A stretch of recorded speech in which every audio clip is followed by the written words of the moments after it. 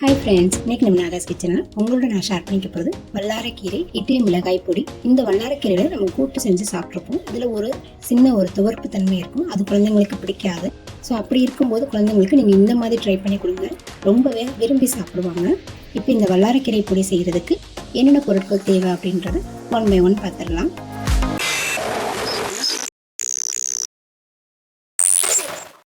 இப்போ இதில் பார்த்தீங்கன்னா 100 கிராம் உளுந்தம்பருப்பு நான் ஆட் பண்ணிக்கிறேன்.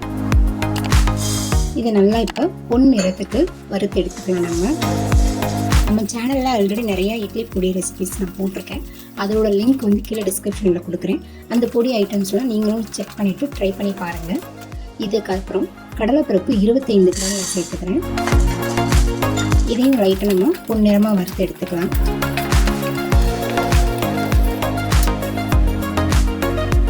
அடுத்ததாக இதோட 25 கிராம் வெள்ளை எள் நான் சேர்த்துக்கிறேன். வெள்ளை எள் இல்லைன்னா பரவாயில்ல, கருப்பு எள் இருந்தால் கூட நீங்கள் சேர்த்துக்கலாம். இது எதுக்காக நம்ம ஆட் பண்ணுறோம்னா, அந்த வல்லாரக்கீரையில் ஒரு மாதிரி துவர்ப்புத்தன்மை இருக்கும், அந்த சுவை தெரியாமல் இருக்கணும், அதை மேட்ச் பண்ணுறதுக்காக நான் எள் 25 கிராம் கொஞ்சம் சேர்த்துருக்கேன். நான் எள்ளில் இனிப்பு இருக்கும் அப்படின்றதுனால அது கரெக்டாக நம்ம மேட்ச் பண்ணிடுறோம்.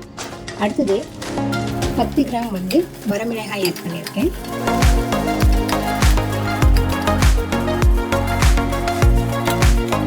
கொஞ்சம் சூடு ஏறுற அளவுக்கு வறுத்தெடுத்தாச்சு. இதோட 5 கிராம் வல்லாரைக்கீரை நான் ஆட் பண்ணியிருக்கேன்.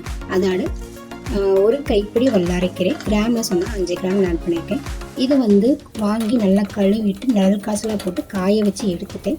இருந்தாலும் நம்ம பொடி செய்யும் போது இது கொஞ்சம் நல்லா சூடு காட்டி எடுத்துட்டோம் அப்படின்னா நல்லா மொறுன்னு வர அளவுக்கு செஞ்சு எடுத்துட்டோம்னா அந்த இலையில் கொஞ்சம் நெஞ்சம் ஈரப்பதம் இருந்தாலும் அது எல்லாமே நல்லா இஞ்சிடும்.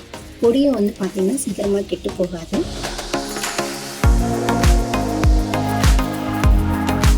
பருப்பு எல்லாத்தையும் நல்லா ஆற வச்சுட்டேன். ஆறுனதுக்கப்புறமா இப்போ மிக்ஸி ஜாரில் ஃபஸ்ட்டு மிளகாய் வெத்தலையும் நம்ம ஃப்ரை பண்ண அந்த வல்லாரைக்கீரையையும் ஆட் பண்ணிக்கலாம்.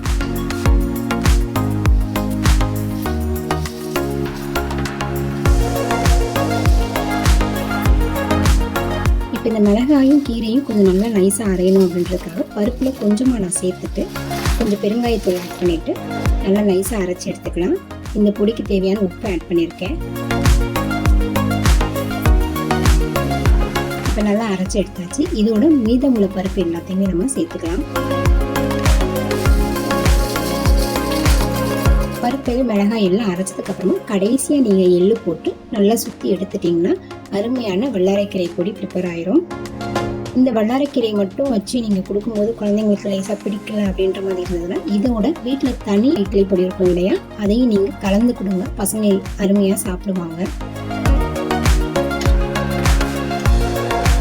அவ்வளோதான் ஃப்ரெண்ட்ஸ், ஈஸியான மெத்தடில் ரொம்பவே குழந்தைங்களுக்கு மெமரி பவருக்கு தேவையான வல்லாரைக்கீரை பொடி ரெடி ஆயிடுச்சு. நீங்களும் இதே மெத்தடில் ப்ரிப்பேர் பண்ணி பாருங்கள், ரொம்பவே அருமையாக இருக்கும்.